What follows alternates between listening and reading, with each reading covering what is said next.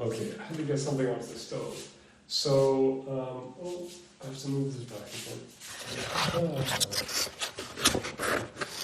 Okay.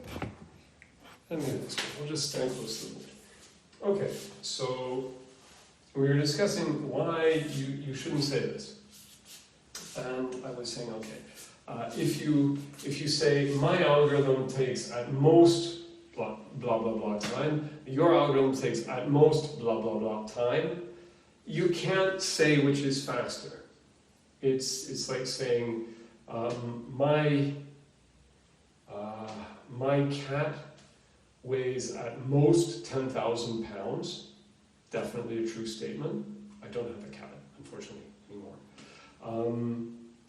That cow weighs at most 5,000 pounds, therefore my cat weighs more than that cow.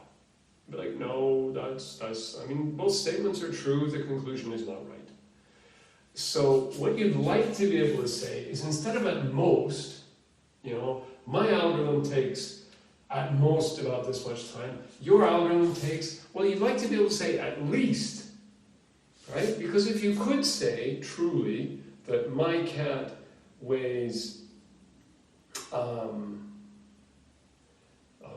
that cow weighs at most 5,000 pounds and my cat weighs at least 10,000 pounds, which seems like a suspicious statement, then yes, if those two statements were true, you could conclude that my cat weighs more than a cow.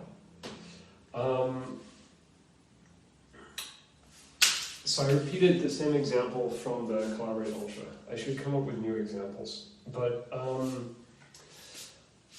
so how do we say at least? Well, you just turn this around, right? You want to say, okay, I'm going to write this in here. Consider the set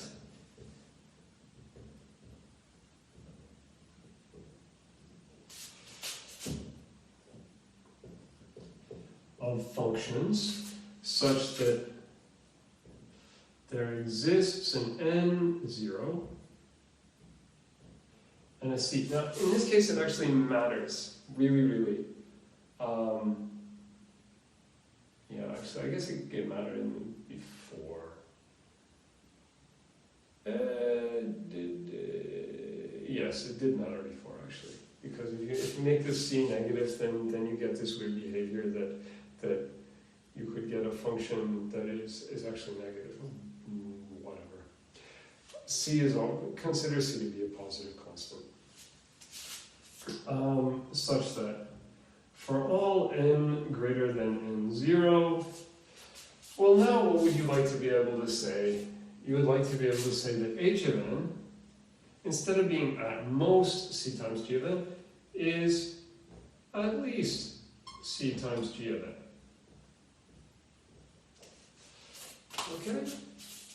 So, that would be useful, because if you would say your algorithm takes at most n log n time, big O of n log n time, and my algorithm's running time is in this set, then yes, you could conclude that my algorithm is in big O of here, and your algorithm is in this set. Then I could conclude that my algorithm is faster. Okay? So this set also has a name. This set is called, big omega g of n. Okay, this is how big omega g of n is defined. Okay, so now, if people want to say,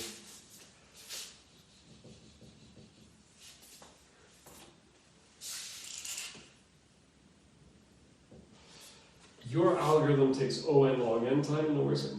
My algorithm takes O n log n time in the worst case. Your algorithm takes big omega n squared time in the worst case. Therefore, my algorithm is asymptotically faster. Yes, now you can say that.